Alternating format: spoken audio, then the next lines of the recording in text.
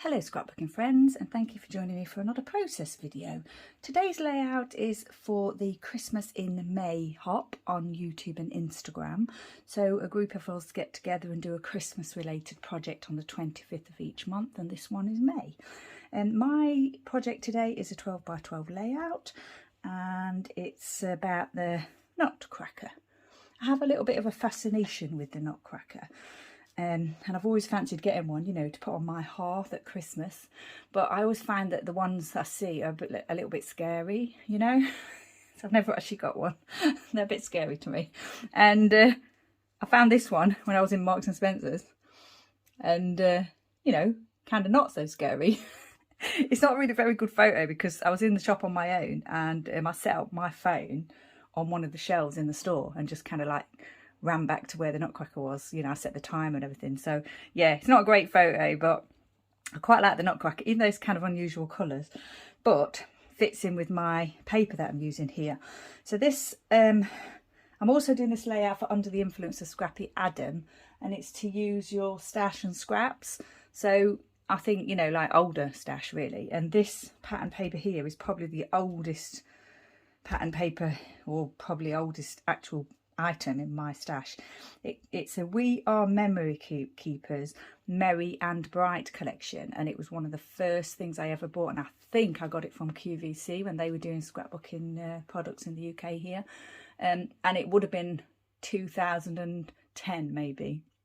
Not sure what year the actual collection came out, probably 2009 or 2010. But yeah, and I had like a whole paper pad, and I've done lots and lots of layouts with it. It's quite unusual colours. It had pinks and yellows and things in it for like a Christmas collection. And I've done quite a lot of layouts looking back at when I first started scrapbooking, and you know, a lot of them were not Christmas ones. Some of them were Christmas ones, of course. But yeah, so I'm quite excited to use this because it's a busy pattern paper, and I do like a busy pattern paper, but this one is a busy pattern paper with a large image on it, so that's kind of more difficult to use, isn't it? But I thought, oh, you know what, it really fits in with the colours here. The yellow fits in, like the mustard yellow fits in, and also kind of like, I thought it just went really well with you know, there's white in there, and just yeah, it matches with as well as can be with this paper. So it's going to be quite a simple layout. What I've got here is a few of those little gems that I like to use, dots. I've got some metal pieces here that my lovely friend Moira sent to me. I've got a couple of XL Dotty About Flair pieces, a wood snowflake again that my friend Moira sent to me. I've got this one Nutcracker sticker. I had a pack of them. I must have used them all because this is the only one left. And he's not too scary, is he? He's okay. So I thought I'd use that, and then I've got a little bit of baker's twine there. I've also picked out my Spiegel Mum Scraps North Pole sequins, and my Heidi Swap Colour Shine in white. So yeah, I think it's going to be quite a simple layout, like I said, because obviously, you know, the pattern paper kind of like is definitely the focal point of the layout. It's not like I want to showcase the photograph. It's more about using this paper because, you know, it's not a great photo, like I've said already. But yeah, it's more just about showcasing this paper. And I've also noticed that these little metal pieces that Moira sent to me have got like a hole in them, so you know, you are supposed to use thread in it, I guess. But what I thought I might do was just kind of put it in the, if I was to put it in the right place on the actual paper, it would sort of look as though it's these look as though they're hanging decorations, and I thought I'd try and line up the metal bit with the string of the hanging decoration, and then yeah, I could then, if I wanted to, add some thread as texture, but I think that would be quite fiddly, so I don't think I'll be doing that. But yeah, it's an idea if for someone who really likes doing fiddly things. You could even tie, I mean, I could even tie like a bow through each one, you know, in white, I suppose, and have that as the part of the design as well, like a feature kind of thing. But yeah, I don't think I'm going to do that. So yeah, I'm looking at this now, and I like it as it is. I was thinking of putting maybe a sequin in the poinsettia centres here, possibly this one as well. Yeah, let's get going. It's not a lot to design on this page because it's already designed for me. The papers that I've used to mount this photo were just scraps. Some of them are what Scrappy Adam sent to me in my Scrap Backwards prize. And I've mounted this pattern paper onto 2 different coloured cardstock, black and like a mustard yellow colour. And what I did was, first of all, I mounted it onto the mustard yellow colour, and then I thought to myself, oh, I think it'd look really nice framed in the black, because there's kind of black in the paper. So what I did, I had to trim it down on each side, a tiny little slither on each side, once I'd already mounted it, which was a little bit tricky. And then just when I'd got enough to show, I stopped, and then I mounted it onto the black cardstock. So that's how I did that. It would have been better. I didn't want to cut too much off of the I wanted to cut the least amount possible from this pattern paper. I did have to cut a little bit of the edge of the eaves off there, you know, but I just thought it looked nice, the design, so I was happy to do that. Obviously it would have been nice to keep it all, but I don't think you'd look at this and think, oh look, you've cut off the eaves there. This is on a little foam pad already. And to put him there guarding the house, outside the door. Ooh, there's a little bit of stickiness there, so something, not sure if something's come off of that. I'll have to have a proper look at that. Now then, I think we'll pop these down here. These are gorgeous as well. These two haven't got like a metal, these 2 pieces haven't got a metal post. They're just lovely little metal pieces that I'm not sure where they came from, but they were what Mo sent to me, so absolutely lovely they are. Do like my metal pieces. I like my texture, my wood, my metal, my flare pieces, my acrylics.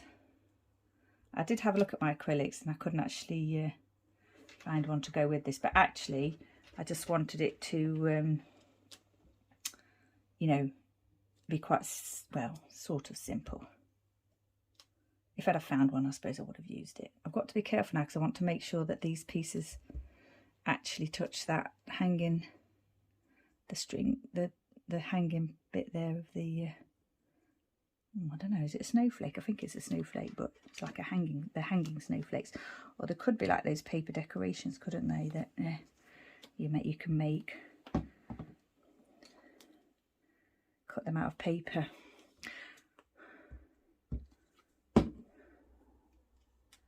Right, I'm hoping that they'll all stay in place. I think they're in the right positions. I haven't got a title on here, but I was thinking of doing a little bit of journaling in these boxes here. Well, I'll have to think about what I'm going to say. I think I'm just going to say that I've got a fascination with Nutcrackers, but they tend to, oh, I haven't done that one, but they tend to be a little bit scary looking. But then I found this one, that's way too much glue, and it's, we'll spread that a little bit. It was coming through, seeping through the bit there, the hole in the snowflake. Yeah, probably just say like that. I've always had a fascination for the Nutcracker, and that I came across this not so scary one in Marks and Spencer's, and this was actually in November. This photo was taken. I think it was like the middle of November. I'm just going to dab a little bit of glue into the centre of each one of those poinsettias, and I think we'll have a sequin. Don't think I can pick that up easily now. I could have done with it being a tad higher. Oh, that's the pen. I need the sequin picker. Pick it up tool. I'm going to get the red one, I think, to put in the middle there of each one, just to add a little bit of glamour, glitz. I'm just picking these red ones up from here now. Actually, looking at them now, I don't think they're all the same. The ones in here, I think there are some that are more glittered than others. So I'm trying to get the same one, the same ones, rather than getting an odd one. Not that it doesn't really matter that much, but you know, prefer to get them all the same. That one's a little bit hidden there. I think I can see one that's a little bit glitzy. I'm going to see if I can pick that one up and put it on this one on the door here. There, a little bit of it. Oh, it's got a green on the back of it. Take that off. A little bit more of a glitzy one there. And if you can see that. It's quite glitzy anyway. Oh, dropped it. There it is. Okay. You can see a little bit of the glue there, but as I said before, it dries clear. So once it's dry, you won't see that at all. So then, there. Now then, do I want to dot some more sequins around? I was thinking of using that white ink there to splatter on the, you know, across the house, which I think I might still do. I've got my thread here that I wanted to use, and I've just thought, I think it's going to hide the sequins on the end, but if it does, that's fine, it doesn't matter. They're still there, I know they're there. You might see them peeking through, we'll see in a minute if you do. And I've just nudged one of those metal pieces, so I'm going to have to put that back in place before it dries. I think I cut this 2 pieces of twine the same length when I did it. Can't actually see that, really see that poinsettia now. You can, well, you can see the bottom edge of it. I could probably have just used a little bit less twine, shorter piece of twine, but yeah, with them being the XL flare pieces, I wanted it to be enough to go around and that you could still see it properly and get the texture and everything. So that's fine. Oop, it's a little bit loose there. A bit loose there as well. It's gone a bit wonky there. Don't want it to go too, I don't want it to go under the flare too much, because I want it to get you know, the full effect of it. A little bit of glue there. I'll just pop a tad there to finish that off. I think that's fine. Just going to check those because they are moving at one that's moved. I moved it, obviously it didn't move itself. Right, yeah, I like that. I'm going to do the journaling in black, I think, and I've got to decide whether I'm going to fit it all on here, or whether I want to start writing here and here and then here, and I just don't know the answer to that at the moment. I've got these gems that I mentioned before. Can't think where I would put them though at this moment, unless scatter them on the windows or something. No, I don't think so. I don't think I'm going to use those. I've used the sequins, haven't I? I could put like a little white one on the top of these bare winter trees or whatever they are. I'll just have a little think about the journaling. Okay, so I went ahead and actually just did the journaling because I was thinking about what to say, and I thought it'd be quite difficult to do it on camera, especially with it being quite a busy background. I used my scrapbook.com pen in black, and I just wrote onto the brickwork. It's not, I mean, you can see it in real life. It's not you know, easily readable, but it is readable. I just literally said, I do love the Nutcracker. This one at M&S was quite friendly looking. I wanted to take him home with me. That's true, I did. I think they might have noticed there, but I've picked him up and walked out with him. He's like a cardboard cutout. Right, I've got the date already set, so I think what I'll do is in that little gap there below the writing, I'll just put the date.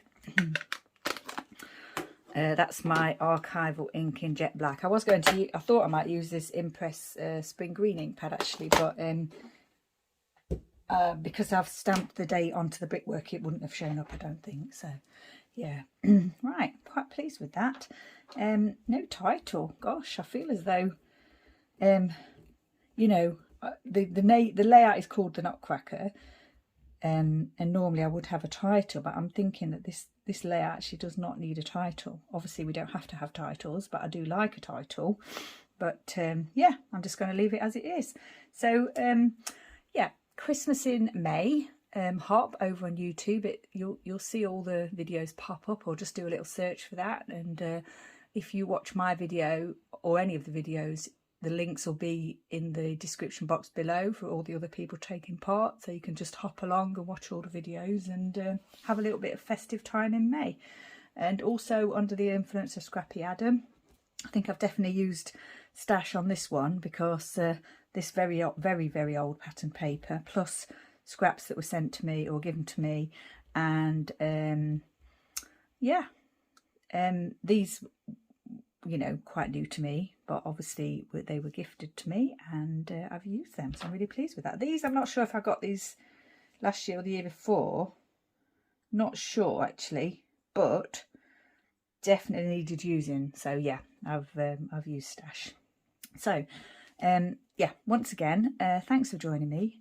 Stay safe, take care, and I shall see you next time.